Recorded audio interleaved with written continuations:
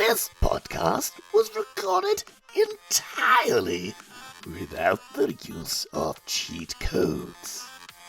This is the Damn the Games Man podcast.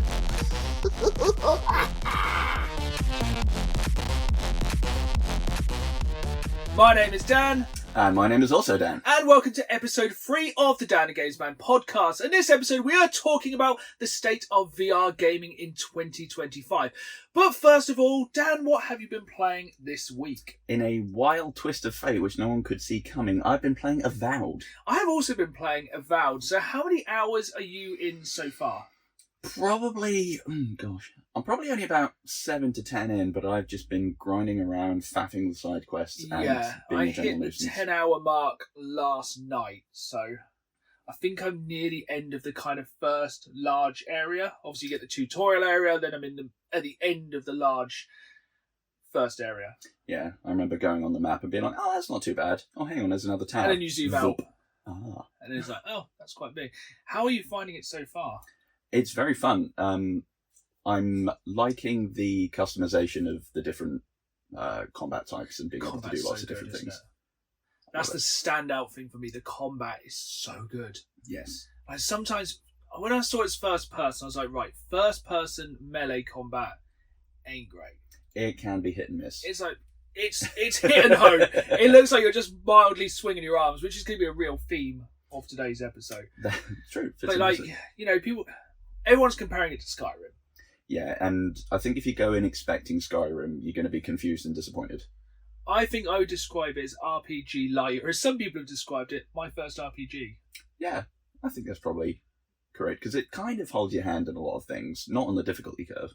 No. But on the actual class building and being a bit more forgiving with that. Yes, yeah, I think it allows for playing around a lot more. Experimentation, that's what I was looking for. Yeah, it's really not rigid with if you pick so-and-so starting class or whatever it is, or background. It really makes so little difference. And then it gives you some different choices in kind of like what you say to people. Yeah, that's pretty much it. Yeah. It even says, if you pick this class, you could still just be a spell-slinging son of a gun if you want. It's like, cool. Son of a gun is the real... I never realised how much I wanted guns in my fantasy adventure. Yeah. I've messed around with guns in D&D a little bit, and I appreciate how they've done it, so it's very much like a kind of push the powder down, put the bolts in, reload kind of gun, rather than like kind of pow, pow, pow, pow, pow, pow, pow. It's like, okay, you have to time your shots and make them count. Yeah, you're not going to have a big old clip that you can kind of spam around. No, so you're not like machine gunning in like Call of Duty style. You are, but then again, you can dual wield pistols. In which case, you can be like pow pow pow. Or my favourite class at the moment, because I think that's the thing. The combat, it feels so much weightier, and the options for combat, I think, is because. Actually, I'll talk about what I like about the game before I talk about what I don't like. I like the way you can experiment with combat. I like the fact you can just press Y on the Xbox and just change between two totally different loadouts. So my two loadouts are, one, I have the spell book and the sword. Yes. Which at first I was like, well, you must have to have the spell book and the wand because you pick them both up at the same time. I thought they had to be together. I thought so.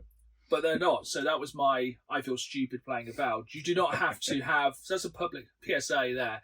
You do not have to have the wand and the spellbook. You can have, so basically at the moment I just have the spellbook, which I will just throw fire and lightning at people, and then a sword for just bonking them. Yeah, if they get too close, just which works surprisingly well. And then my other is my Call of Duty tactical loadout, which is a shield and a pistol. So basically, if they try and shoot me from afar, I hide behind the shield while the gun reloads because it takes a glacial age. Then I jump out, shoot the pistol, back behind the shield. It actually works really well. How about yourself? I want to go more magic because it's more fun, so I'm skewing my points a bit more that way. But my primary is mace and shield, so I can just run in and wallop things. The mace is so satisfying. The ragdoll effects are fantastic in this game as well. Especially if you get a crit finisher and it goes into the auto combo and you just like twat them in the head, stomach, uppercut, and they just whee off they. I'm yet to see a crit finisher because I am just chaotic. And I just run in like, so off and rough, and just blow stuff up. And throw grenades are really good in this game as well. I did not know there were going to be grenades, and there's so many different types. It's like, this is great. It's like, yeah, so basically this is Call of Duty, the Middle Ages. Kind of, yeah. Yeah, like grenades, guns, rifles. But yeah, it's weird. It's very good. Stealth takedowns. Stealth takedowns, One yeah. buttons. Halo sword, energy sword. Yeah, that came out of nowhere. Yeah. Which is like, I like to talk about games without spoilers. At the moment, it's Call of Duty with Halo energy swords in a medieval setting. Which, when that had like the elevator pitch meeting, they must have been like, "Are you hydrated? What's happening?" I think when they said, "What should we put in Avowed?" they were like, "Yes." All of the things. I think they just thought, you know what? Let's just make it fun. I'm waiting for the kart racing segment myself. I reckon they might have flying broomsticks. That would be cool. The only thing I don't like about the game is the lore. It is quite impenetrable. I haven't played Pillars of Eternity 1 or 2. Same. And they're talking about a lot of gods and a lot of lands and a lot of stuff I don't know about. Yeah. I'm taking an interest in as much of it as possible, but some of it I don't care. Yeah. I do find myself starting off each dialogue encounter thinking, yeah, I'll pay attention, and then just being like, skip, yeah, skip, there's skip. a lot of skippies. Thankfully, it does do the thing where you can pull up the sort of glossary of terms at the side. So if Yes. they really go out of left field, you're like, about. I feel like if this was set in a D&D universe where I knew a lot more lore, I would be a lot more invested in the story. But don't get me wrong, the story's quite interesting. There's a lot going on. Yeah, the particulars to that universe are Like they reference a lot of gods. Yep. And I don't know what they did. It was supposedly bad. yeah. But yeah, that's my only kind of downside I'd say to it is a lot of the lore is kind of lost on me. But that's more like maybe an omission on my part. I mean, I think they were probably aware because of the wild shift in gameplay style that might hit a lot of people. Yeah, because obviously Avowed is first or third person. I think you can actually turn to third person. Yeah, I think that's hidden in the settings, isn't Which must make it worse. Probably. But again, I suppose if you're used to playing Witcher 3, stuff like that, it might be way more your kind of vibe. But yeah, I am really enjoying it. I'm enjoying it. Definitely. I'll tell you the best thing about the game: the Obsidian Marvel-esque intro. That's very cool. So good. It's such a small thing. It's like, that's really cool. And it definitely has, I wouldn't say it goes as far as New Vegas and giving you choices, but I'm pleasantly surprised how often I'm not choosing violence. Yeah, and it's quite flexible with the dialogue choices, where as much as I enjoyed Fallout 4, the options were yes, but sassy, no, but you'll do it later. There's a lot of sarcasm though in Avowed. Oh, it's heavy. And a lot of just staring at people like, ugh. Yeah, Which is... there's parentheses. Stare at them and don't say anything. I'll pick that one. I do like the companions as well. I've only met 2 companions so far. Yep.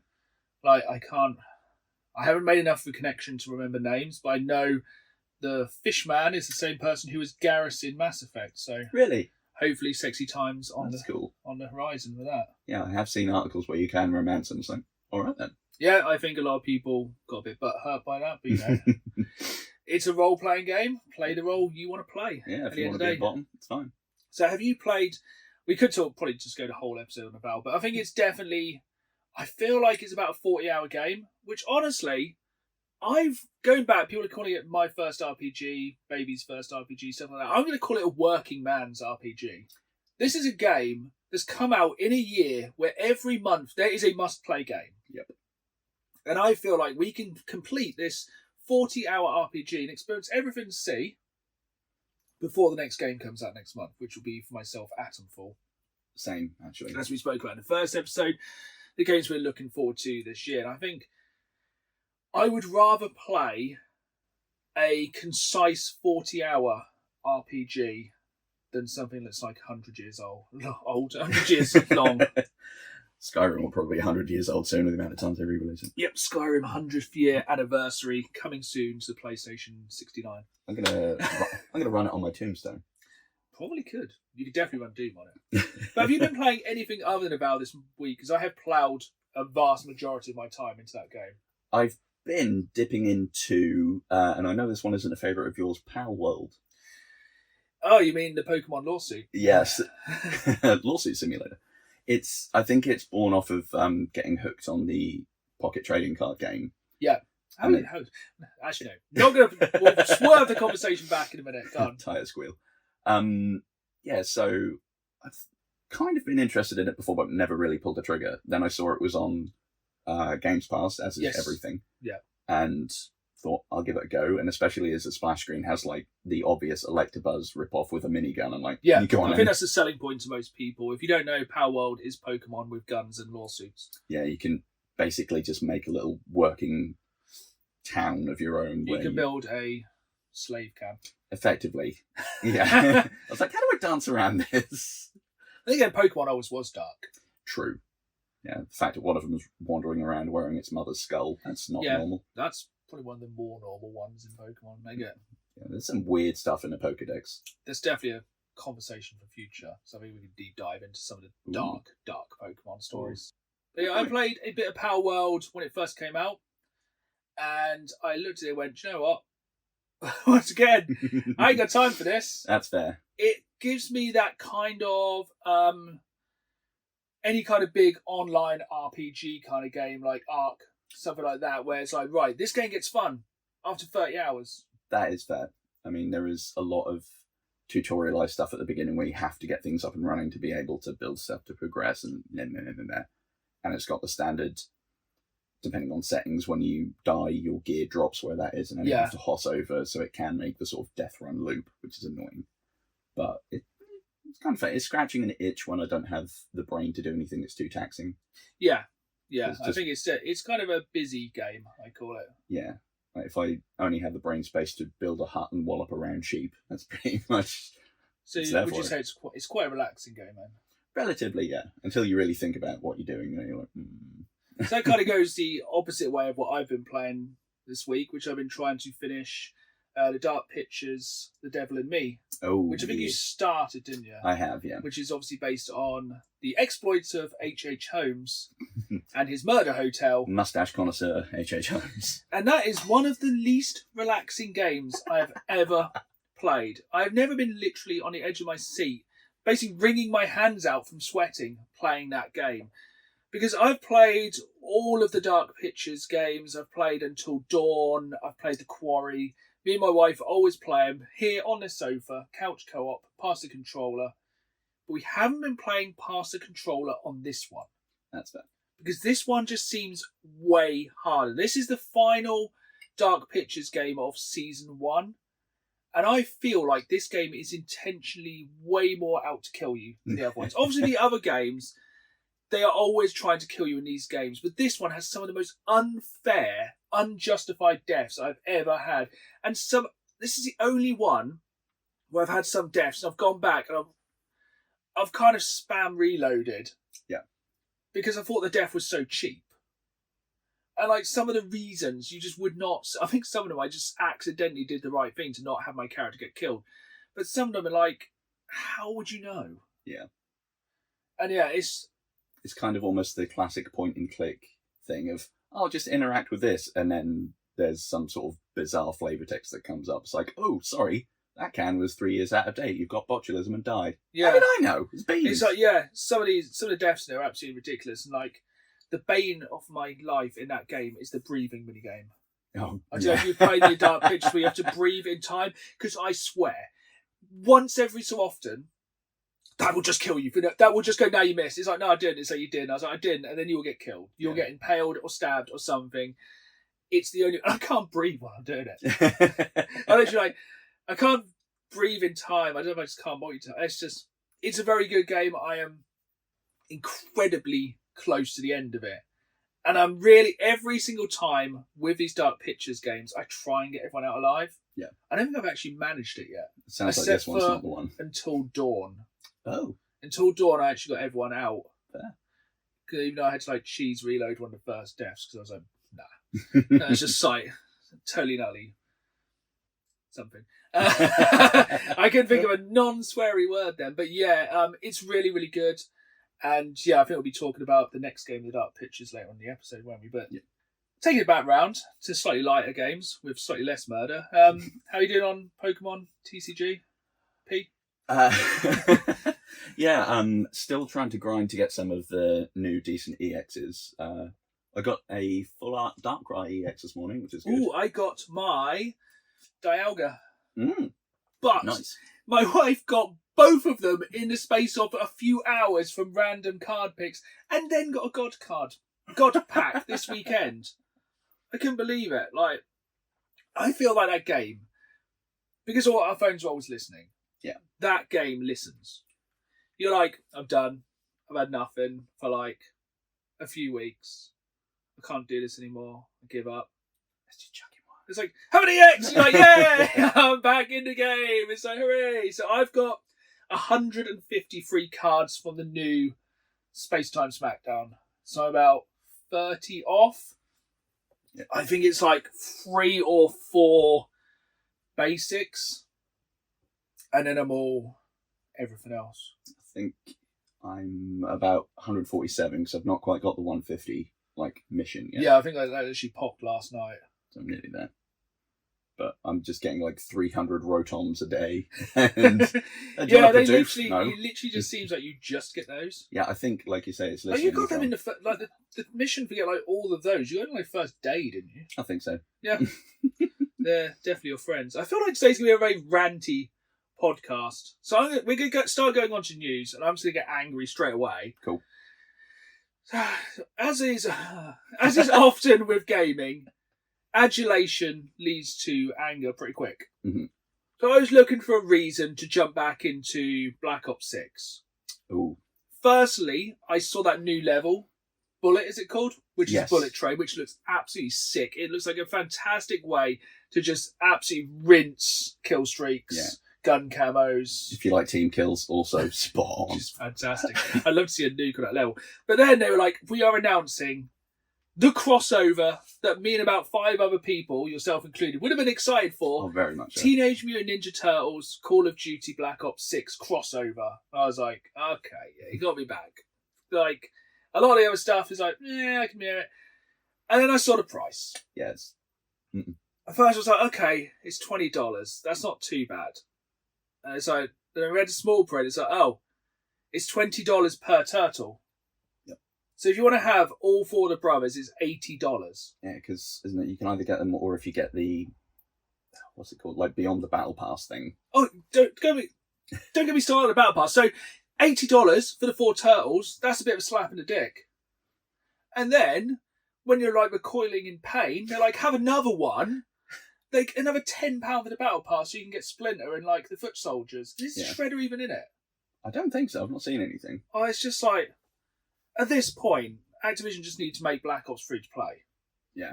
Because it's got more monetized content than Fortnite. Well, And maybe not. But If they do big ticket things like that, that will pull more people in, and then you'll be more tempted to do the little that would have ones, been me which back add up. in. 100%. And I think we said, because I don't know if we're sure yet, like, we hope like the zombies turns into like Turtles versus Foot Soldiers. I have seen a small clip. I don't know what other modes they're in, but there is a. I think there's a separate like Turtles zombie mission. Yeah. I've seen them on So that sounds really cool. Liberty Falls, and the zombies are foot soldiers. Very fun. But then it has like a crank type mechanic of once you get your first kill, you have to get a kill every 5 seconds or you blow up. Which, you know, Turtles are known to do. Yeah. Yeah, it just left about it like just wound me up. Yeah, same. It's just like, why give us something good and then say, yeah, that's just a ridiculous price. $80 is a new game. Yeah. And it's just ridiculous. But from one angry topic to another one, this one's quite recent. I'm going to get all the anger out of the way and we can kind of chill out with some good news. Actually, no, there's one more bit of bad news. So, I'm going to read this because I want to be this all factually correct. Have you heard about the new generative AI model for gameplay ideation? That's a really wordy sentence from Mike. Basically, Microsoft have made a new AI. Mm-hmm. So, in partnership with Xbox Game Studios, Ninja Theory, Microsoft and Word Research developed a world and human action model, wham, named Muse, a first-of-its-kind generative AI model trained on Ninja Theory's multiplayer battle arena game Bleeding Edge. Ninja Theory and Microsoft Research are both based in Cambridge, which made calibration easy and led to the use of Bleeding Edge for this research. At least someone's playing Bleeding Edge. That's fair. Do you even know what it is? I haven't heard of it. It was Microsoft's Overwatch killer. Well. No one cared. What's groundbreaking about Muse is its detailed understanding of the 3D game world, including game physics and how the game reacts to players' controlled actions. This allows the model to create consistent and diverse gameplay rendered by AI, demonstrating a major step forward towards generative AI models that can empower game creators. Okay, that sounds... So essentially, I think what I read this as, you could give it a game, it will play it 1 million hours, and it will then either work... Hopefully, they're going to use this technology to play test games so they don't release broken stuff. That'd be nice, ship to Ubisoft. But what I'm concerned about is that they're going to use this AI to make a load of AI-generated games. Which, there's already enough shovelware nonsense on there. I can imagine it's going to be like, it will just play Bleeding Edge and go, here's like, I don't know, a Teenage Mutant Ninja Turtles based arena shooter. Here's this, here's this, here's this, here's this, here's this.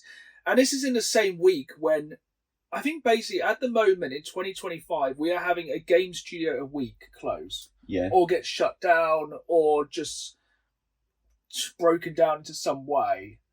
And then Microsoft are working on AI.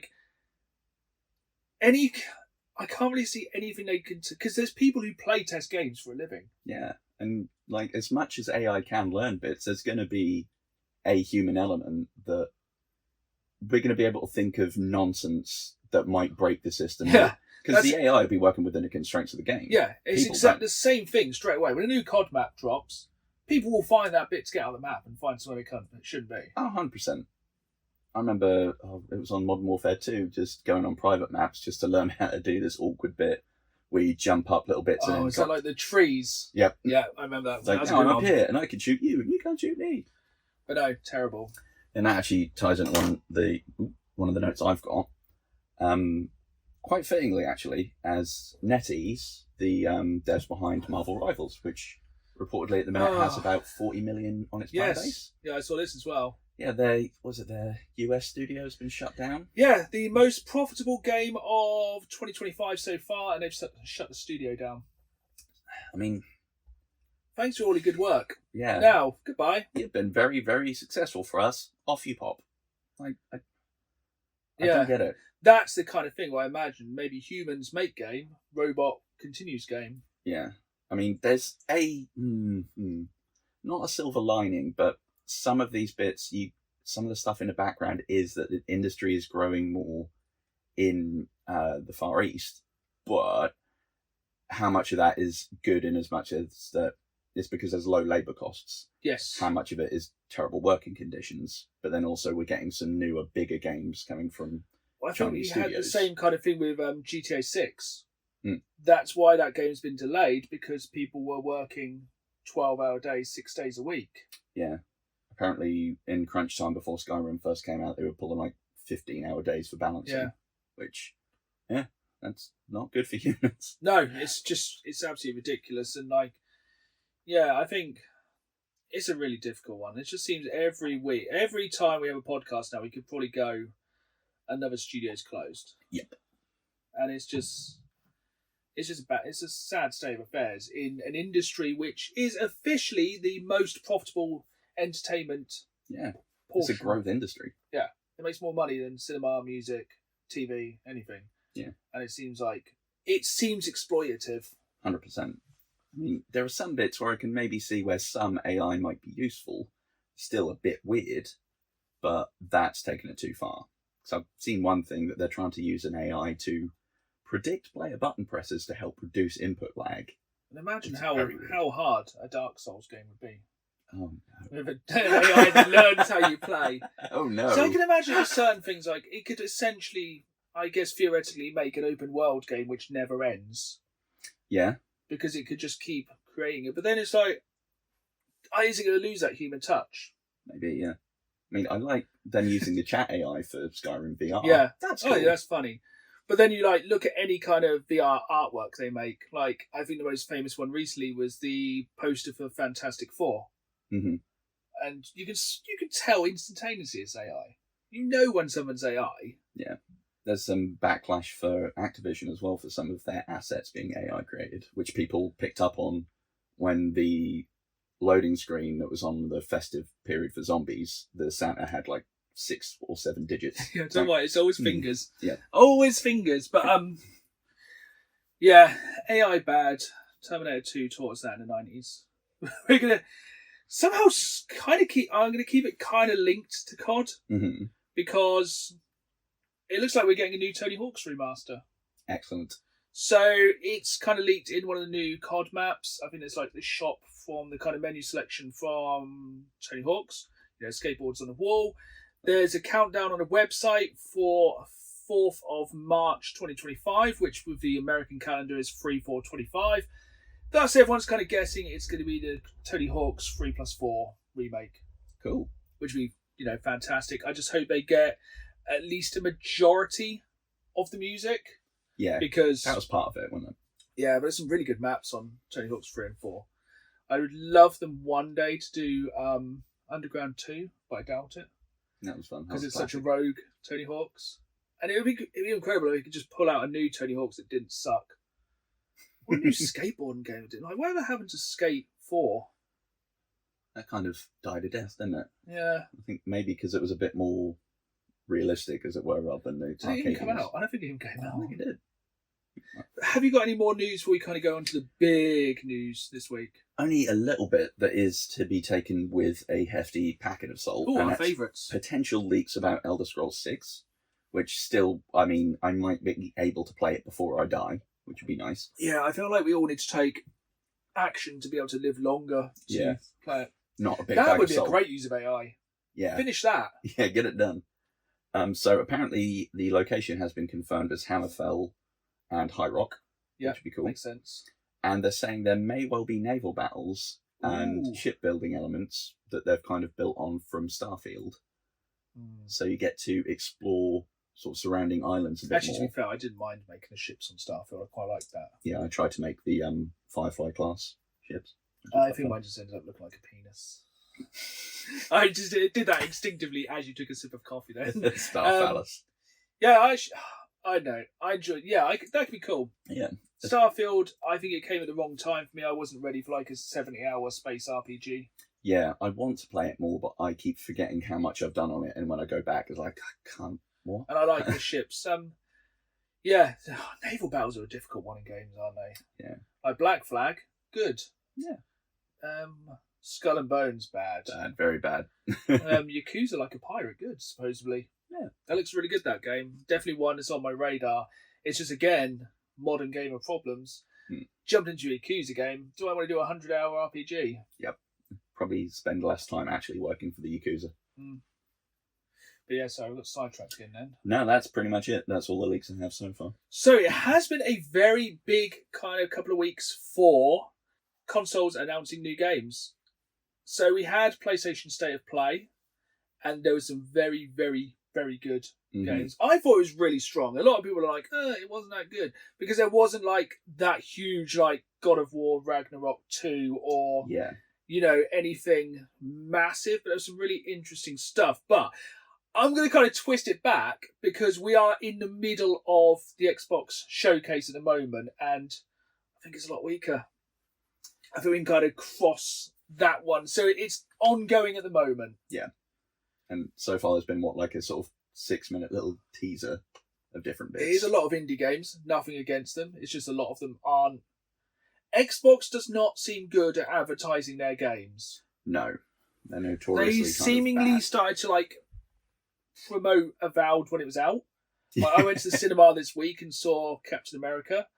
And Avowed trailer was there. It looked incredible on the cinema screen. I'll bet. But the game's out. Yeah. You need to build hype. The Xbox showcase just came out of nowhere. Yeah. I feel like I've kind of got my finger on the pulse slightly, but I had no idea this was coming. And honestly, it's kind of a little bit of a meh. Yeah, it's ones that probably will go to Game Pass and you'll go, I'll I'll give it a go when I've got time, but not something that... She set it up. And again, they have dropped on Game Pass is Balatro. So everyone has no excuse now to play Balatro. And even better, they've added... no one cares except me. Even better, they've added new decks. So you can now have a Fallout-themed deck. I think it's Ark. Oh, that one I had seen. It's 4 or 5. I can't remember what they are. They're all Xbox ones, and the only one that really interested me was the Fallout one, which is pretty sick. I was hoping it was going to be a real out of left field, like British politicians from the 70s or something. No, it's everyone needs to play Balatro. That was Games Pass. That was a very strong day. I think Games Pass in the space of a week have put Avowed, the new F1 game, which if you're racing fans, probably a big thing. Balatro, and also Warhammer 40k Rogue Trader. Very excited to play that. Which I'm absolutely buzzing to play because I've been waiting to play because there's no physical. But I was like, I will buy it when it's on sale and I'm ready for that 60 or 70 hour long RPG because that is the one that's going to fill that gap because it's essentially Baldur's Gate 3 but Warhammer, and I'm here for that. So here for it. But back to the Xbox Showcase. The other game that really caught my attention was a game called Jump Ship. It gives me Helldivers 2 vibes, but I know it's not Helldivers 2, but I feel like it has that. It could hit Games Pass and it could have a massive influx of people. So essentially I think it's space combat, but you have a jump pad and you can jump between ships. Okay. So you can like literally jump to another person's ship, kind of break in and murder the pilot. Okay. It's only like a small amount that's been shown so far that I've seen, and it looks like it could be like the new... I think I just want to keep an eye on. I mean, if that is what it is, that would be very fun because that was, remember on the OG Battlefront 2, just playing like bot maps, the favourite thing for me to do was go on the space ones and just go onto their ship and just start destroying them. Yeah, it looks really, really fun. But that's kind of still a developing story, the Xbox Showcase. So we'll probably cover that more in the next episode when that's kind of fully finished. But yeah, back to PlayStation State of Play, and that was a pack. Was it like 45 minutes, an hour? So, like, the roundup was, but then I saw a separate one that went on for nearly 5 hours, I think. Okay, I watched the live one when it was live, and it had like about 45 to 50 minutes of games. I picked a few. It was pretty packed. Elf Neb, I'll let you go first. Oh, okie dokie. First one that I've put any notes on, and it kind of caught me off guard. I was like, actually, yeah, I want that one. Darwin's Paradox. That's the little one with the octopus. Ah, Ubisoft. Yeah, that looks hella fun and very cute. Yes, yeah, I think we need. Is that a side-scrolling platformer? Yeah, and stealth-based mechanics. It Nice. seems like, from what I can see and what I've read up on, you play as an octopus snatched from the sea and having to escape a mysterious food factory. Which it says there are some controller features, which as a sentence is like, no, don't what does that mean? Because controller features Can are your simply controller has shoot buttons. Yeah. Only that one time, and then I had to get it repaired. But it looks quite fun. You can like scrunch down and do the octopus camouflage thing. Yeah, it seems quite cute. You can sort of grip onto things, and there's fun little bits. Okay, that's it. Yeah, I totally kind of forgot about that one. It did look really cool. It gives me Octodad vibes, which is fun, but hopefully less stressful than Octodad was. Yes, that was very unpleasant at times. I'm going to go... I was going to throw one out there, but I'm not going to use this as my example. Borderlands 2. No, not Borderlands 2. Why are we in Borderlands 2? Borderlands 4. Just any excuse. Borderlands 2, best. Borderlands 4 is going to get its own state of play, so we're going to talk about that in the future. But the new... back to it again. Dark Pictures Directive 8020. That does look very It looks very good. So that's the first... That's episode 1, season 2 of the Dark Pictures anthology series 2. That was probably a lot more words than it needed to be. It's survival horror in space. It looks a bit like kind of Event Horizon meets Alien meets Among Us.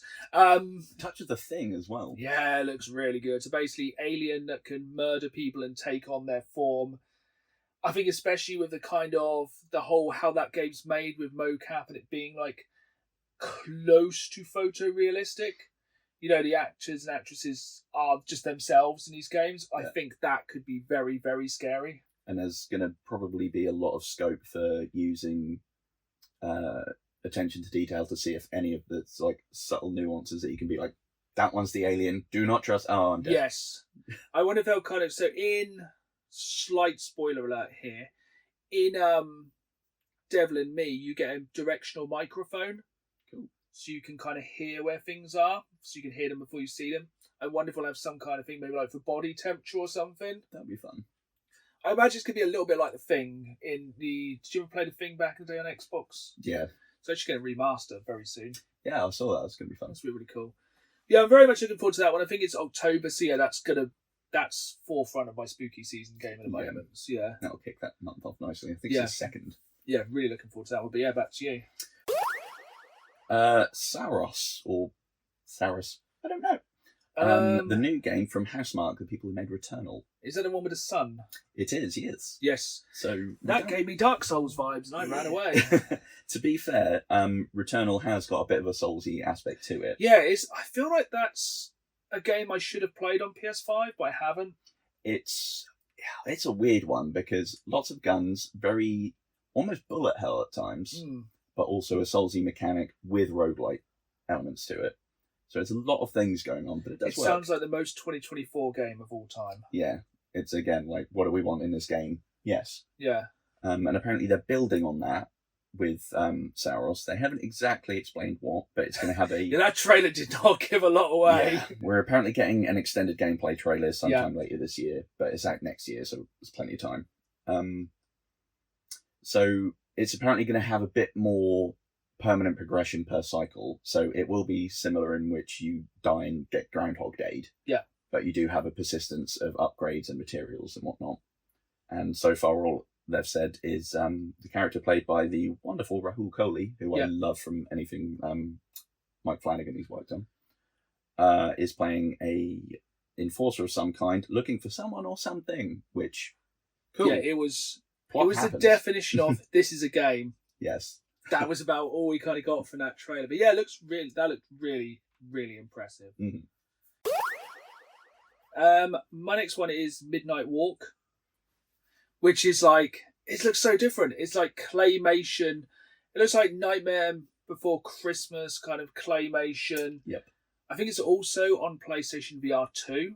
It is indeed. So that'll be like nearly 5 games on that now, which we will probably talk about later in this episode as well. But yeah, that looks really, really good. It looks like something very different from... A lot of games are very same in a minute. That looks like it really sticks out. It looks kind of really quite disturbing with the claymation as well. Yeah. It looks very much like kind of childhood nightmares, kind of. It looks very good. It's definitely one that I'm very excited to see more of. Yeah, to be fair, that was my number one spot on it actually as well. So I've kind of got a bit of fatigue of walking simulator horror things, but I feel like this one is different enough that it might shake it up a little bit. And 100%. The difference of not having a photorealistic Greebly trying to eat you versus the slightly... Somehow it's creepier. It's the decreased frame rate, I think. Yeah. Of claymation. Like, whenever they have that in a horror film and something stutters towards you, it gives me the absolute... Yeah, 100%. Silent Hill Nurses. No. That kind of... That joddery, non-human kind of movement. Yeah. But yeah, that's one. Definitely check out the trailer for that, 'cause I don't think we can do that one justice. No, it looks amazing. And did you say that was on your list? It was, yeah. I'll let you go again. Actual one on their list as well. Borderlands 4 sounds cool. Yes. What else? Split Fiction. Yes, looks absolutely incredible. Yeah. So we talked about co-op games last episode. That looks fantastic. One. Yeah, it's made by the people that made It Takes Two, which makes sense. And the plot seems to be that you are 2 characters thrust together, going through adventures in each other's sort of fictional worlds they've created in different ways. And there's a fun mix of classic sword and sorcery and future sci-fi. Yes. So a nice bit of humour in there. It does look very trippy in places. I don't know if you've seen the clip of them both being little piglets. Yeah. And they fall into a mincer and get turned into hot dogs. And then you are playing as a hot dog. It looks really weird. It looks really fun. Yeah. And I've played weirder things. Yeah. It looks, it's definitely one I would be jumping into. I think it's come to EA Access. If not, it's a really cheap game. I think it's like £30, something like that. That's not too bad. Yeah, that looks really, really good. Like, in a industry which is so lacking in couch co-op, that looks like perfection. Yeah, it does look really, very fun. really good. My next one is a bit of a weird one because I watched the trailer. I was like, "Oh, this has got weird." Hell is Us. Yes, that was very closely on my list, nearly.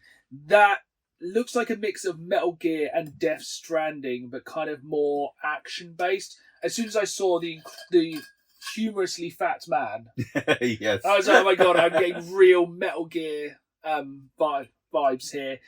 It looks really good, and it's also got the voice Adam Jensen as the main voice actor, who was the voice of Deus Ex, right? Deus Ex, yeah. Nice. So it's set in a war zone. He's looking for his parents, but the war zone is full of ghosts, I think. Excellent. It's another one of those, here's a trailer, try and piece it together. It looks weird. Yeah, it's In a very good pretty way. as well, even if it's a disgusting but very well rendered world. I'm hoping it's going to be the kind of game that I kind of wanted Death Stranding to be, where it's incredibly stylized, it's incredibly weird, but it has a bit more substance. Yes. I want a game with that kind of feel, but more action.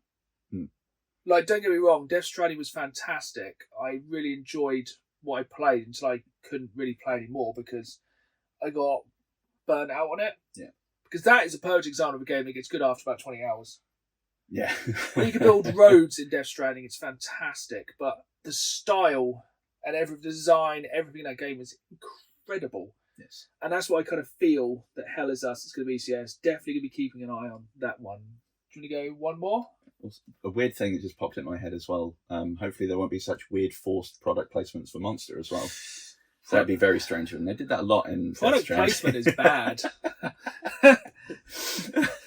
We are incredibly addicted to caffeine. Yeah, Oh, yes, very I much actually really liked it because it's so weird. I think it's the one game it fits. Yeah, it's just like, why is he? We're not addressing it. Okay, fine. Yeah. To be fair, if you are trekking across a horrible wasteland, you are going to need to be That's caffeinated out of the eyeballs. pretty much me on a day-to-day basis. I've literally got a Same. cup of coffee and an energy drink on the go right now. But yeah, let's plough through State of Play. One more from you, one more from me. So, there were some on my sort of secondary list. What one comes to mind? This one is weird because I don't know really how I feel about it, but I am intrigued. And that is, what was he called? Sonic Mario Kart, whatever it was Yes! called. Sonic Racing Worlds Universe Which also, into the multiverse. yeah, part of a weird trend that State of Play seemed to have of worlds going like Yeah. that, Digimon, That Digimon trailer everything, is to sick. be honest. Yeah, but that looked actually very fun. It did. It did just look reskinned. In a Mario world, Kart. have you played any of the Sonic Racing All Stars games? I haven't actually. They're actually really good. It did look it. It's yeah. I think it'll be a really good game. I think if that would be a great one to get on PlayStation Plus. Yeah, pretty quick. I think that would probably be a good way for it because I think trying to set yourself up maybe as a Mario Kart rival. Are they going to bring it out the same time as Mario Kart? Guaranteed they're going to shoot They're gonna themselves bring in it the out. foot like that. Yeah, Sega love doing stuff like that. They're going to bring it out at the same time as new Mario Kart. On the topic of PlayStation Premium, have you seen the games for this month? I haven't actually. What we got? It's big because there's been some months where it's like, meh. Yeah. This month is Dragon Age Oh, Veilguard. Veilguard, Okay. and also Turtles Cowabunga Collection. Ooh, there we There's go. another game, and I can't remember what it is. It's going to really bug me, so we'll put it. Just go find it. The third game's really good as well. I can't remember what it is. I'll be straight on that Cowabunga collection. Yeah, and everyone can relive the NES Turtles, which is hard as hell. Yeah, really hard. Some good TMNT news this episode. Oh, yeah, from good to bad. Yeah, I'm glad more. I was very excited to play Veilguard, so I will jump into it. I'll reserve all judgment to play it myself, but it's poor time. Is it poor timing, or is it fantastic timing dropping out on PlayStation the same time Avowed's on Xbox? Because very similar. Yeah, I suppose if you haven't got an Xbox and you want to scratch that itch, you'll be like, okay then. Very we'll give that a go. intelligent. Fair point. But my last one is going to be a mix of two. I'm going to go with Mind's Eye. Oh, we've got Cyberpunk at home. We've got Cyberpunk at home, but it's made by the people who made the first few GTA games. Really? I did not Yes, pick so up on people who that. have not kind of sold their soul or kind of anything else. Yeah, it's from the people who made, I think it was GTA 1, 2, and maybe 3. So it's from the original studio who were Take-Two. Mm-hmm. So I think they're a UK-based company. Yeah, it's basically Cyberpunk GTA. And if they nail that, that'll be wild. good heavens, that's what I want. A cyberpunky GTA game. It looks really, really good. And I'm hopeful for that one. Okay, that one kind of piqued my interest, but I wasn't certain. But knowing that, it's it like, was oh, not actually, the best trailer. Yeah, it didn't show you a great deal. Some of the car destruction mechanics, but it did look fun. It looked like it's not fully 3D GTA. It looked like it was kind of, I don't know, like 45-degree person, kind of half looking down. So Yeah. I'm sure there's an actual term for that. Some of you will roast me in the comments down below. No. Yeah, it looks really good. I feel like I'm going to have to rant one more time. Gives us a rant. We love them. I don't know if this is a good thing or a bad thing, but why are they releasing Days? Why is Days Gone being released again? Why are Sony remastering everything? It's like, do you want Horizon again? No, we've got you. Here it is. What? It's Why like, Days Gone? we understand, Sony, you want us to play these games. We will just go and buy the game for a couple of quid. Even though this is the thing, this is how I'm so hypocritical. I have no idea why they're releasing Days Gone again. I feel like I have a reason. I know why, because they're shutting so many studios. They're probably like, here's something we can do easy, put it in 4K, add a bit more content. But then I'm like, right, it's good because I want more people to play Days Gone because it's a very good game once you get past the first 10 hours or so, which is never a good thing for a game. But it's like, it's one of those games. I think it's good if you bought the original game because it's only $10, which will probably be £10. To upgrade to the new version. But if they drop that like 60 quid... Absolutely not. It's absurd. I don't even know if it's going to have a physical, but I am glad more people are going to get to play Days Gone because I think it's the best PlayStation exclusive that not many people played. Yeah, and hopefully it'll work out a few of the bugs because it was quite buggy at times. And I think it never really... It didn't bother me, but I think a lot of people were bothered because it never brought what it promised of having like thousands of zombies on screen, but now with the PS5 it can. But I played the PS4 version through my PS5. It was the second or third attempt I've had to play it. I think I tried it twice in the PS4 and it finally clicked on the PS5. And it's a really, really good game. It's just like, hopefully, just trying to look at it from a positive light. Hopefully then they go, do you know what, we'll make Days Gone 2 because it's a really good game. I think for a first game for a brand new franchise, and I think as well we kind of need to support these new franchises, otherwise we're just going to get Call of Duty and Assassin's Creed every year. Yeah. And it was a really solid game, same as Horizon. Yeah, really good game. Not enough people tried, so hopefully it just gets more people to try it. But God, it's like, yeah, it's not a case of the game doesn't deserve it because they are good games. It's more of a why when it's only been out don't a few years. Don't remaster things from last gen. Yeah. Just that. Just remaster me Punisher from PS2 and I'll be happy. Or Resident Evil Outbreak, now everyone has online play. Oh, yes, please. Right. We are going to absolutely change things up now, and we are going to go on to this episode's Reddit story. So, my wife delves into the darker side of Reddit. Is there a light side? No.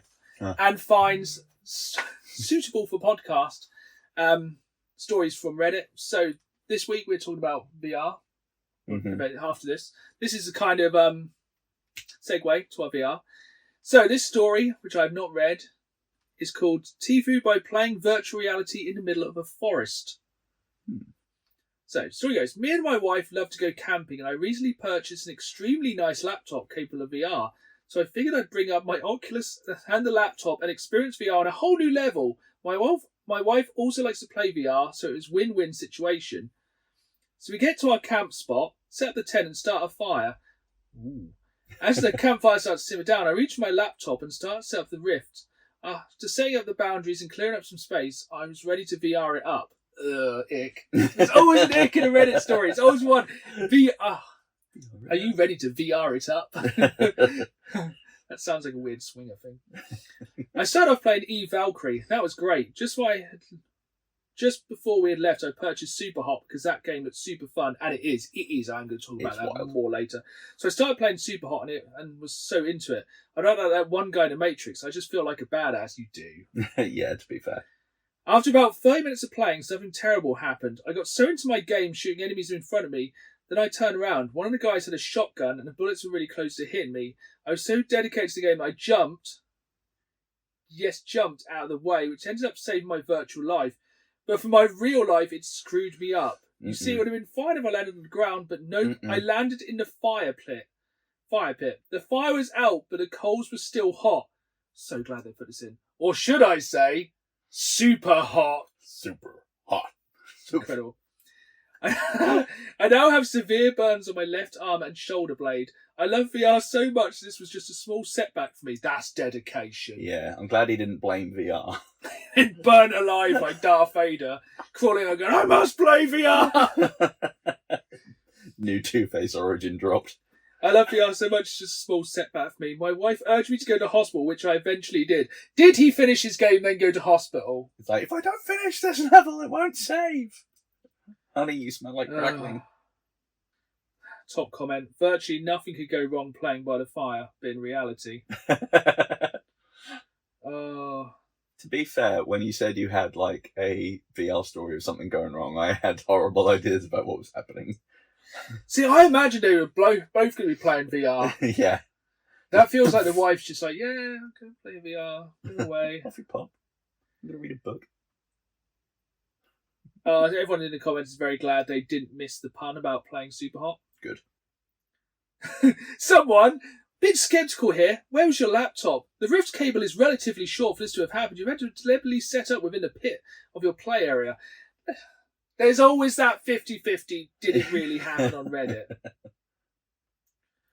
A lot of people are like very confused why they took their laptop. And then there's more people saying, yeah, you'd have probably run out of steam by that point. Or like just ran out of power. Yeah. Boundaries are very important in life and playing VR. Yeah. There are objects in your boundary. Yes, it's a fire. Go ahead. There's a part of me that's down on that story, but let's go with it because it's way funnier. But we are now going to discuss the state of VR gaming in 2025 because recently you have upgraded to the Oculus Quest 3. I have indeed, yes. Is it 3 or 3S? Or is the 3 is more powerful than the 3S, isn't it? Yeah. That's bad marketing. Yeah, usually you'd think the one with the extra letters, like, ooh. Like it's like the whole new Xbox debacle with like naming things random names, and it'll confuse people. But you have had you have had a lot more experience in VR gaming than myself. I have received your Oculus 2 as like a hand-me-down, which I'm absolutely loving. It's wild, isn't it? Like, as my first experience of VR gaming since PlayStation VR, it's night and day. Yeah, and the freedom you get from not having the cables is wild. Not even just from not being tethered, but having just that little tug of them. Really would help if you were playing near a campfire. Yeah, to be fair. And then when it burns through the cables, you know you're getting too close. Yeah. So it'll shut off. It's all good. You'd have felt the fire. Yeah, you'd have I'm ruining the story for myself here. The list of things that didn't happen. That didn't happen the most. But yeah, I'm really enjoying it. It's just, I feel like, do you believe VR is alive and well in 2025? Big question. I think so. I think it still does have some work to do to make it completely immersive, which we need then to like basically make a power glove that isn't terrible, really. But I think it definitely has its place. Yes. I think it's viable as a way to play games and a way to have fun. I think the problem is public knowledge of it, and also people's kind of expectations of it. Yeah. I don't think people realise how good it's got now. And I don't think it's been... I think when they started doing the ads for Oculus, the ads were garbage. Yeah. It didn't showcase it particularly well. No, you just look like a douche. It's like those kind of Nintendo ads they used to do. It's like, here's a family, they're playing their headset. It's like, no, show games. Yeah, we don't Don't show somebody just dancing around with a headset on so they look like an idiot. Yeah, here's Nan rolling around with her Wii U. Help her, maybe. She's old. Yeah, I think it's just public perception of VR needs to change. Yeah, because there's such a range of games, and even, I mean, it's kind of a downside in one way because they're focusing on the wrong things, but Meta doing their Horizons thing, so making more of a social space and smaller little interactable things that Yeah. are free to play little And I think tasters. they've been doing concerts through them as well. Yeah, a whole It's pretty series of different wild. ones. That's fun. Because I think because the Oculus 2, this could be very layman's terms, about 720 to HD in the eyes. Yeah. In the display, but isn't the free 4K now? Yeah, that's 4K. Let's get down to the vital statistics here. Resolution wise, so Quest 2 lenses, they are a random 1832 by 1920, and 3 is 2064 by 2208, and it is in 4K now. And there's also a difference there with the type of lenses, with how that sort of displays it. So the Quest 2 uses, I think it's just pronounced Fresnel, even though there's a little Heidi S in there that confuses me. Technology is fantastic, their name for these things. We love it. I prefer the name for the Quest 3 lenses, and that's Pancake. Yeah. It's excellent. Cool. So basically, in layman's terms, the Quest 2 lenses, rather than one big sort of concave, Yeah, I think round, it's okay. it's got little concentric circles. Yeah. So it can kind of minimise how much honeycomb. space. Yeah. What that does mean, though, is between those rings, you maybe get little seams. So you will get sort of god rays or artifacts maybe going a little bit strange just because there's a join in it, basically.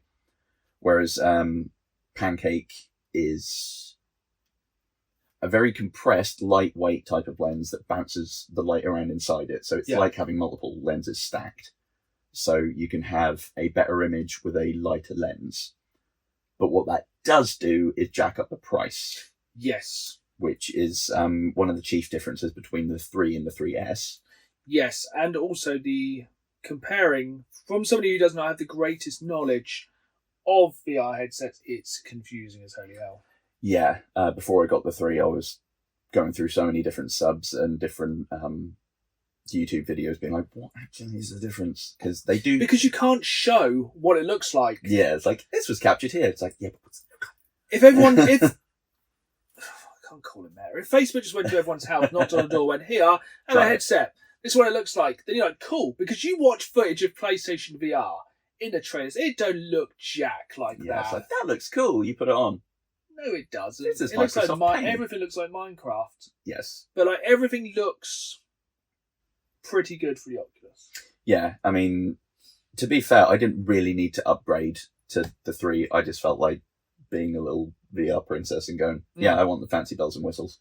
But there is one of the advantages of the Oculus Quest. You just buy that.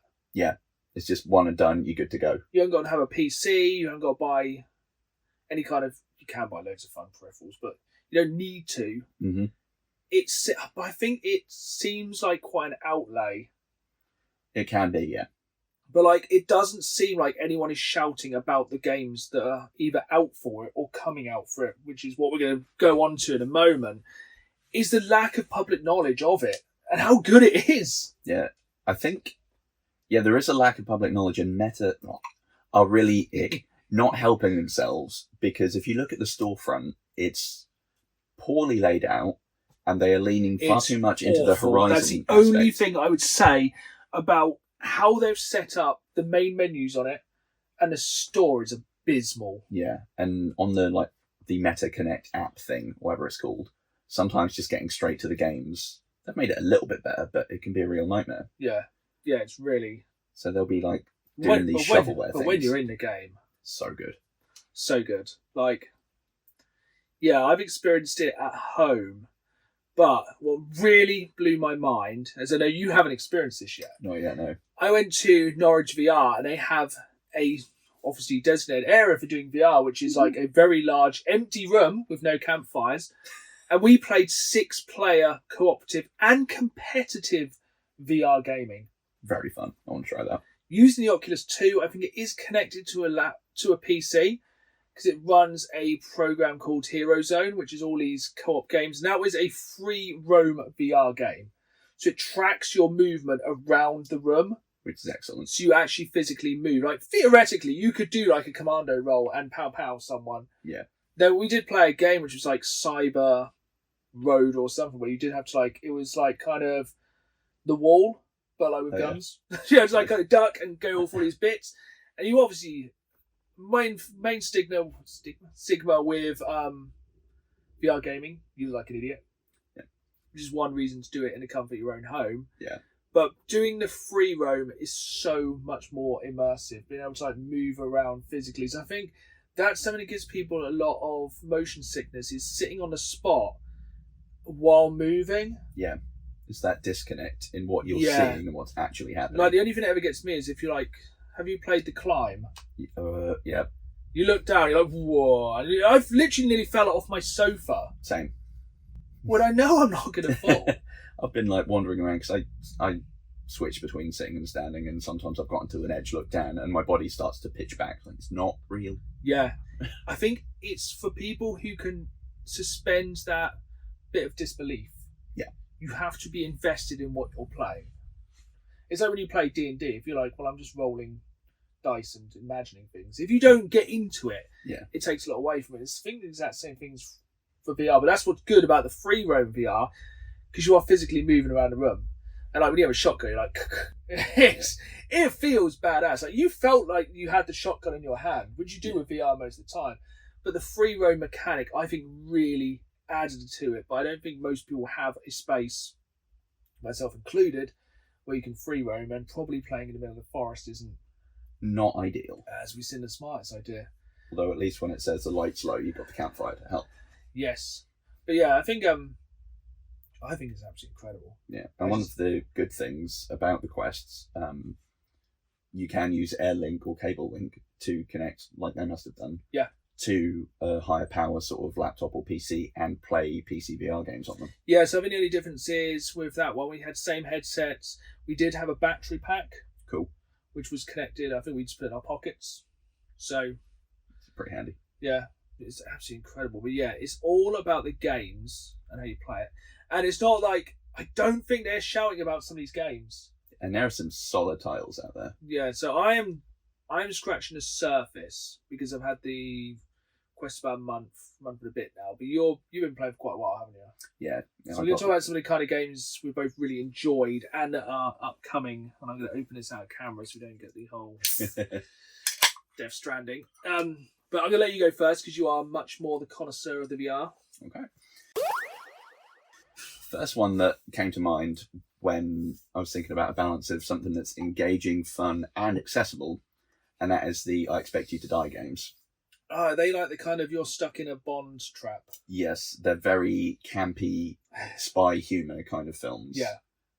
They're very silly, they're very tactile. Your character is always in the one place, so you can play it sat down or standing. Perfect. You don't have to faff around, and it's a mix of different kind of escape room or point and click puzzles, but with all different things you can manipulate really well. In one of the first missions, I think on the third game, you have to like mix these special cocktails with these weird things in there, and you actually have to get the thing, squeeze lemon into it, and like shake the thing. It's Shaken, very fun. not stirred. Exactly. That sounds really fun, actually. It's I very think good. it's the range of games as well. Yeah. You want fun puzzle games? You got it. You want something dark and chaotic and violent as all hell? Oh boy, they got them. So yeah, The Walking Dead, Saints and Sinners. Yep. I have really put the blinkers on with my choice of VR games so far. I have gone mainly zombie genocide. Fair. And that was the first. So that was the first game I experienced on the Oculus Quest. Was Walking Dead, Saints and Sinners, which I know is available on PlayStation VR 1 and 2. Mm-hmm. It's so much fun. It's good. And It's so much fun grabbing a zombie going, why are you hitting yourself? Why are you hitting yourself? Quit Why are you it. hitting Quit yourself? it. I think it's just the zombie molester game. Pretty much. And you can just go around as like a dime store Daryl. Yes. With screwdrivers in each hand. Yeah. And it's Holding a zombie, then screwdrivering it, or like hacking it. Like you can literally grab it by the top of the head, cut its head off, and go, "Ah!" It's so satisfying. It's even with the guns in there, the most satisfying way is just like I don't. Nope. Gangster gun's pretty Oh satisfying. yeah, popping it in their mouth. That's quite dark, but fun. Yes. Yeah. It's a very good zombie murdering game. 100%. So not the last zombie murdering game I'm going to talk about. It does make me realise, though, in that situation, I would very quickly become early days Negan. Because Yeah. whenever you come across the survivors in there, 9 times out of 10 they're bristly, and my response is just like, cool. Yeah, the gunplay is really funny, but the machetes and the stabby weapons are way funnier. And basically everything you find, to an extent, you can wallop them with. Yep. Like bottle, smash, hit them with that, then Yeah. very entertaining. Yeah. Back to you. So, what have I got? Bone Labs, or Bone Lab. Yes. This is... The TikTok VR game. Yeah, this is a fun one. This guy, by the guys at Stress Level Zero who made Boneworks, which was a PC VR one, and this was kind of a sequel, spiritual successor to it. And it's got a bit of a fourth wall kind of break thing, and it's aware it's a game and references it quite fun. It's got touches of Half-Life and Gary's Mod kind of things in there. It's a very fun and competent physics-based, incredibly hands-on, isn't it? Yes, which is a plus and a negative, which I'll get to in a sec. But yeah, you go around, there's weird little monsters, there's strange void creatures that attack you, there's puzzles, there's a weird mystery element to it. It's very fun. Yeah. The problem it has, even though I love it, the gunplay and the melee combat, very good, very tactile, very weighty. Yeah.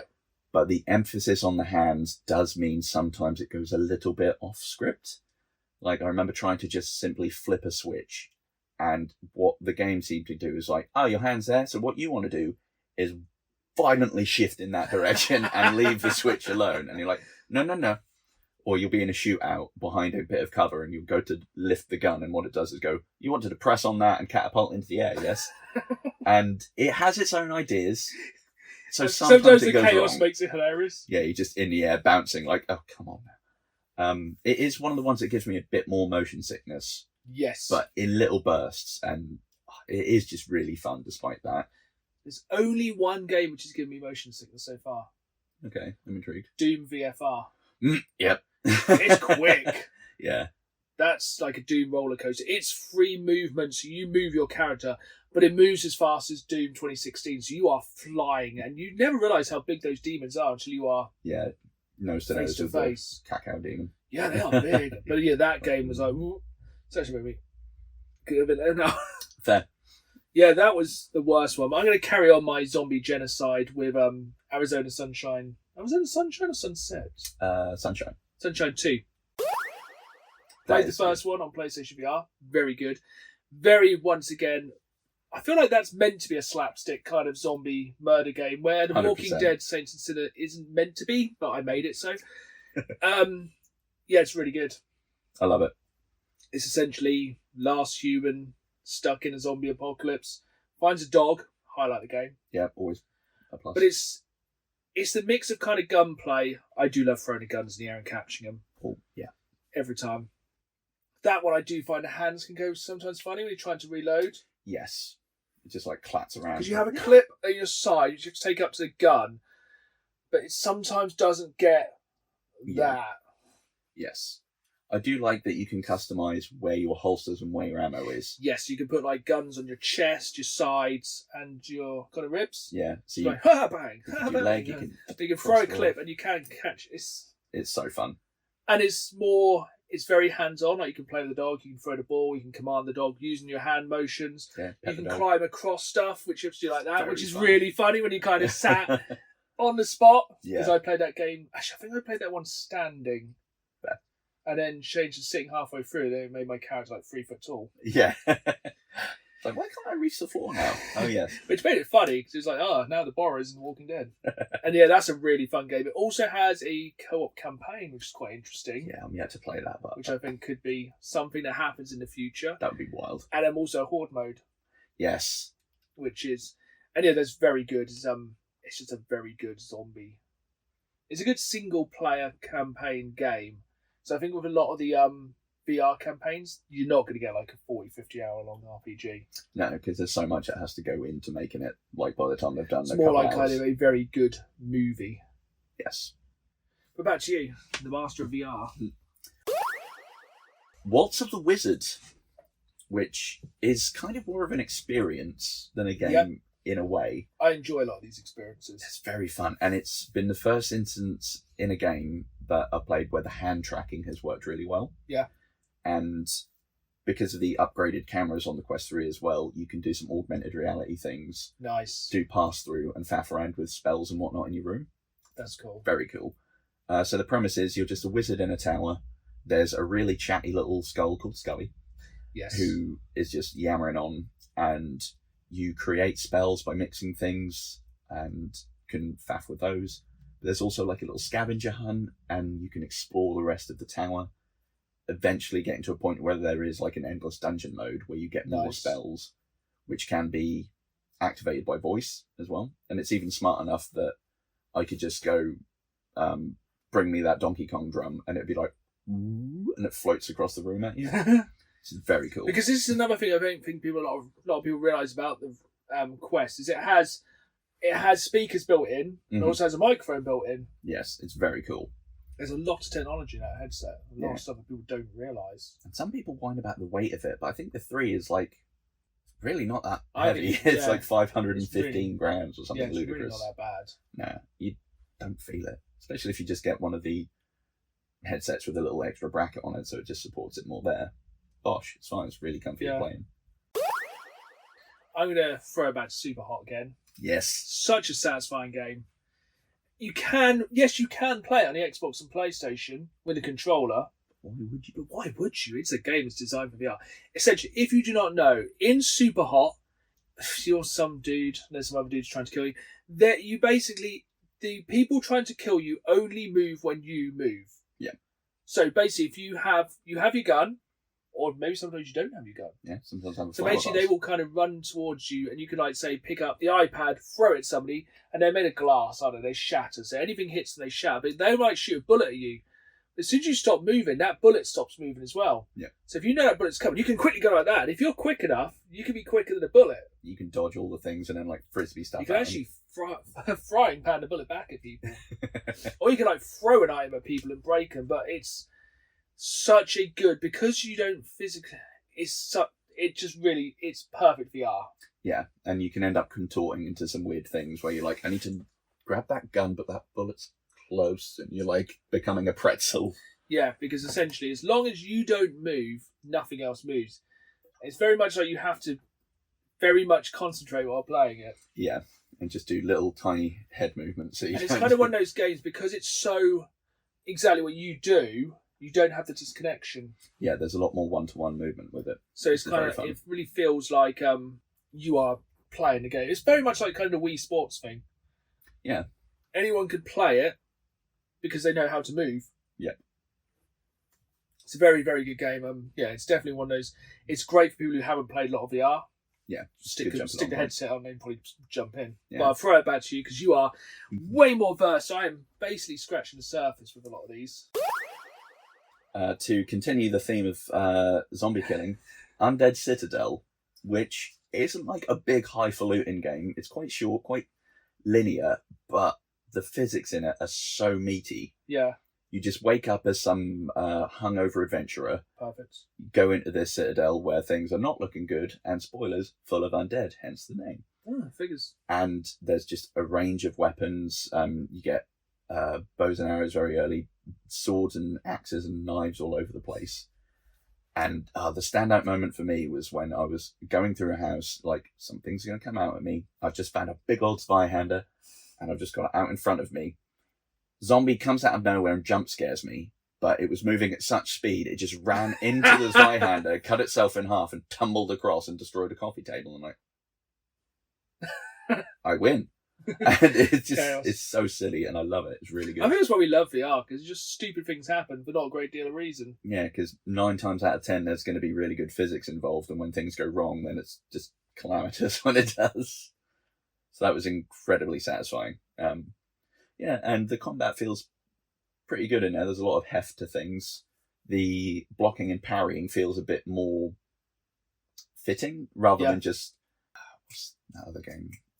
Nomad, Blade and Sorcery. Quite fun, but the blocking never feels right. Yeah, it's very much... If the controls are not tight and feel meaty on a VR game, it shows through very quickly, doesn't it? Yeah, but with Undead Citadel, you can be like, oh, they're coming in. Okay, parallel, bonk, blocked it, in the face. And you can end up getting your weapon just stuck in them. It's like, mine. Take that back, thank you. What other games you got on your list? 'Cause I'm actually learning a lot of these games myself. So one of my other ones was Walking Dead. So that's ones I've got down. But plenty I've played. I mean, I know I've wibbled on about The Room before, so I won't go back over that. But that's a very fun one if you like puzzle games and also you struggle with motion sickness. Yeah. Because it's a lot of you're in one place and just kind of looking around. Yeah, I think escape rooms in general are a really good one. I want to jump into more with VR. It's a really solid vein from it. It's just made for that type of game. Yeah, really. definitely. I think we're going to round off the VR chat with perhaps the greatest reason, and I'm suspicious one of the reasons you bought the Quest 3 is the new Aliens game. Yes. Because I would say that is the most anticipated VR game of 2025. I reckon. Which probably no one's heard of. With a small caveat to that, but I'll get on that in a second. But yeah, it's been out for a few months, I think, on PC VR, and I don't know about PSVR 2, possibly. Okay. And the footage I've seen from that, it looks really good. Because that is not supported with the Quest 2, is it? I don't think so, no. So it is a Quest 3 3S exclusive. Yeah. And I've seen footage of people playing it where they're like keeping their head on a swivel for the thing and needing to use a computer, but the screen's covered in blood, I'll just give that a little and they have to clear the screen. It's essentially Alien Isolation with slightly more weapons, isn't it? Yes. And but in VR, which makes VR horror is a new breed of horror. I've gotten VR versions of horror games I've happily played before, played at like 20 minutes, but I can't. Resident Evil 7. Yep. Even Dreadhalls. Really? Really terrible Unity horror game. Like, I could play this. Tried it on there. Like, I cannot do it. It's VR. VR horror is a whole different. This is so much nastier. But yeah, that did actually remind me when you said about anticipated games. There's a very cool one coming out. It's called, I believe, Hard Bullet. Yeah. And it's, imagine if John Wick was having a very murdery day and also went off of his meds. Nice. It's crazy, almost over the top physics. Like you can grab the enemies and just like power body slam them onto a table. And you got people like putting Semtex in their mouths. Like I saw someone run across the room, smack one person, disarm another, and then literally disarm them by hitting them with their own gun. Incredible. And you've got execution opportunities in there that rival the Punisher game. Just like, wow. I just saw someone, there was a rotary sander going. It's like, well, I know where this is going. It's wild. It's another one that's been out on PC VR for a bit. And I think the last update we had was start of November, but it is coming to Quest 3. That sounds wild. That sounds so cool. Well good. Very fun. Yeah, I think we'll definitely revisit as I get deeper into VR, probably towards the end of the year, especially we've got some more stuff. And I think there's even a VR showcase next week, or like is it a virtual showcase? Something like that. Can you watch it on your Quest? March 11th, VR game showcase, so there might be some fun things. Yeah, we'll probably jump back into there with the news then. But we are going to go on to the final part of today's podcast, and that is questions from viewers, if you're watching on YouTube, or listeners, if you're listening wherever podcasts are available. And the first question this time from Afro Princess Chelsea, incredible username. Love it. What is your all-time racing driving vehicle combat game of all time? Ooh. I'm going to go... I like how it's racing driving vehicle combat. Yeah, gives it a lot of... Gives it a lot more scope. Do you want me to go first, give you a moment to think? Yeah, I'm trying to narrow it down. I've got two in mind. My favourite racing game of all time is Forza Horizon 4. Because that was my lockdown game. Nice. That was my literal escape, the end of days, in a virtual game. I spent 200 hours playing Forza Horizon 4 with my wife, just driving around virtual England. That game was basically what I wanted, to be able to just tear around the UK in a racing game, in a Ford Transit, which says Jesus swerves on the side. I can't remember what it was. Oh, I drift for Jesus. That was it. Nice. One of the incredible player creation vehicles. And yeah, it's an absolutely fantastic game. I think, I would play online with, I had my Ford Transit with a Veyron engine in. Just basically trolling people in drag races and stuff with this ridiculous van. And I just played so many hours of it. It's such a good escape and it's such a deep and vibrant world kind of drive rounds. Essentially, if you haven't played it, it goes, I think it's like Scotland, Lake District down to like Derbyshire. Okay. So it's all kind of country roads, and you got like, and it does seasons as well. So each week was a different season. So you'd have spring, summer, autumn, winter, and it snowed in winter. That's fun. They changed everything up. It was such a good racing game. It was, it had that good mix of being, it was pretty arcadey, but it was just so, it looked good on the Xbox One. I know it's on the Xbox Series X. It must look absolutely incredible. Yeah, such a good racing game. I always prefer ones with an arcadey note to it because I haven't got the brain for the really good racing sims. I kind of got burnt on that back in the day in Gran Turismo. Fair. Like, touch the dirt, swerve out. It's like... Yeah. I think mine, I want to go Burnout 3 Takedown. Ooh. Because I love that. But Soundtrack. I think, that was solid, wasn't it? Yeah. I think I'm going to go an obscure one just because of how much I played it in my sort of formative gaming years, and that's Combat Cars on the Mega Drive.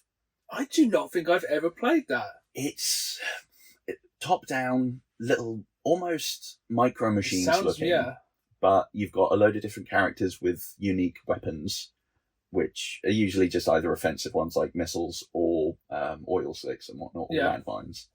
And I played so many millions of hours of that with my sister. That sounds incredible. I can't believe I've never heard of that game. It sounds so good. It was one of those weird ones where the cartridge was, you know how most Mega Drive cartridges were sort of like this big? Was it one of the weird EA ones? Big square boys. Yeah, which had slightly more processing power. And it didn't have many bells or whistles on it, but because, in that day you didn't have online play, it was very limited with how many things you had. We just played it over and over and over and over again, and I loved it. I'm definitely going to check that one out. I hope we don't go online and discover that's like another... Because we've discovered most of the games you owned when you were younger are now hundreds of pounds. I had a box of about 40 games that I sold at a car boot for very little before Retro really was like, oh yeah. And I had so many. I had Turtles Hyperstone Heist. Yeah. I had Batman versus the Joker. I'm very sad when I think about it. Yeah, you got I screwed the pooch. Yeah. So moving on, the next one is from Cook You Villain, and a few questions here, so we'll kind of split this into two. Do you have any other hobbies or passions? I have too many to have the time for. Yeah, I think it's very much ADHD jump between things. Mm-hmm. It's like, I love this, no, I love this, no, I'm obsessed with this, no, I love this. Yes, very much. I guess the two ones that have kind of stuck with me are, I don't do much wargaming, but I like building and painting minis. Yeah. And I like to write, so I'm currently trying to get a book published that I've been sitting on for a couple of years. Hopefully a future sponsor of the podcast. Yeah, I like games. Fair. I like turtles. Very, very obscure reference there. I'm a musician. I play music. I'm in a heavy metal band called Self-Made Hell. That takes a lot of time. Screams like a mother effer. Yep, that's really. I've been doing music probably since about 15, so many years now. That takes up a lot of time, and just like being creative, really. Yeah, and obviously collecting games, which goes into the second part of this question. This is probably more aimed towards me, but it'd be interesting to see what you think about it. Mm-hmm. Do you prefer collecting games or playing games? See, obviously, I am more of a physical collector. Yeah. But for me, they just go hand in hand. Yeah. Because I do not... With a majority of the games I pick up, it's because I pick them up because I want to play them. Yeah. Obviously, there'll be certain games that I will probably never play, especially because I'm going for full sets, such as all the Platinum games. I'm probably not going to play some random FIFA. That's true. Especially if it was only released. Especially if I'm dropping a lot of money on a game, which is probably going to be Combat Cars, for the sound of things. It's going to be because it's a game I want to play. Yes. I'm not going to dick swing and buy a game just because it's £1 million. Yeah. You're not going to Post Malone the One Ring Magic the Gathering card. No, exactly. Probably the most expensive game I will ever buy will be Castlevania Symphony of the Night for the PS1 because I love Castlevania. It's like a £500 game and it's going to pain me to pay that price, but I want to play that game physically and own that game. Yeah, solid. I mean, to a lesser extent, same. there are so many games I've got that are maybe still even shrink wrapped just because I've wanted to play them, and it's just that dopamine hit of you go out, it's like, ooh, this, oh, I want that. Yeah. And I'll go and buy it. There are so many games I've got I've never even touched. Yeah. Because there is just something fun about getting them and being like, ooh, my collection. Yeah. Yeah, I think it's maybe it comes of age as well. Probably. Kind of harking back to the age-old problem with life is the fact when you are young, you have time to play games, but no money to buy games. When you are old, you have adult money to buy things, but no time to enjoy them. You have money to buy things? Damn, I've been doing this wrong. You have disposable income after foods and stuff to buy games and enjoy. But yeah, it's a difficult one. And I think sometimes a lot of people will, especially like in the YouTube community, a lot of people will just buy games to be like, I own this. It's like, if you don't like the game, what's the point? Yeah, very much so. Like one day I will own my Castlevania and I will just gently hug it for warmth as I sleep on the streets wrapped in a blanket. But yeah, it's definitely. I think they go hand in hand as well. Yeah, I think it goes hand in hand. I don't see the point in buying games if you're not playing them. Yeah, I think I can start really building my collection around. I've got the Deadpool PS4, whatever one. Perfect example, actually. That's a game that I'd quite happily pay the money for because I like to play it. Yeah. But I will probably wait until it goes down again. So I have got it on the Xbox 360, which isn't anywhere near as valuable, but fantastic game. We both love Deadpool. Everyone loves Deadpool. I don't think anyone dislikes Deadpool. Except people who are like dead inside. Yeah, who don't like fun. Yeah, people who don't like fun. Or Chungus. That's the one. Right. Final question of the podcast. We go back to the real world from Red Devil UK. 2 questions. This is addressed to Dan, so I guess both. One of which is personal and is understandably okay to skip. And we'll do that one first. We have discussed this one before because we have to be a little bit loose with this one, and that is what do we do for a living. And of course, we are international men of mystery.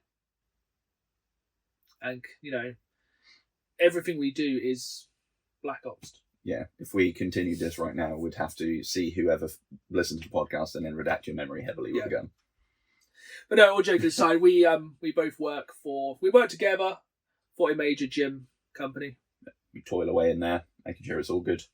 Yeah. People to come and have their fun leisure time. As you can see by how incredibly hench we are. Oh, Yes, we both work in the same gym, which is how we met. Yeah. And yeah, that is our mutual working. Or is it a front for the international men of mystery? But the actual question, it's funny how we never find out. It's one of those things you never really talk about. Normally because people's jobs are quite boring. But the other half of this question, this is a big one. Favourite gaming moment? That's... Now, I'm going to be annoying again and ask, semantics. Are we thinking, moment within a game or personal, I think gaming moment? The example in the question is playing Bioshock on the Switch. So I guess it's just gaming experience in general. Oh, I got mine. Go first, because I need a moment. It's been a long career. It's Christmas in, must have been about 2008. I remember, because I was still in sixth form, and I was on Christmas break, and it was then that, I think on the same day, they released the Game of the Year edition of Oblivion and Half-Life 2, the Orange Box, on PlayStation. Golden Age. And I just remember sitting at home, everything was all Christmassy, and I was pootling around on the Shivering Isles, I was playing Portal, it was a good time. I'm sorry you had to play the Orange Box on PS3. Yeah, fair. But yeah, as if they came out around the same time. It's wild. That is crazy.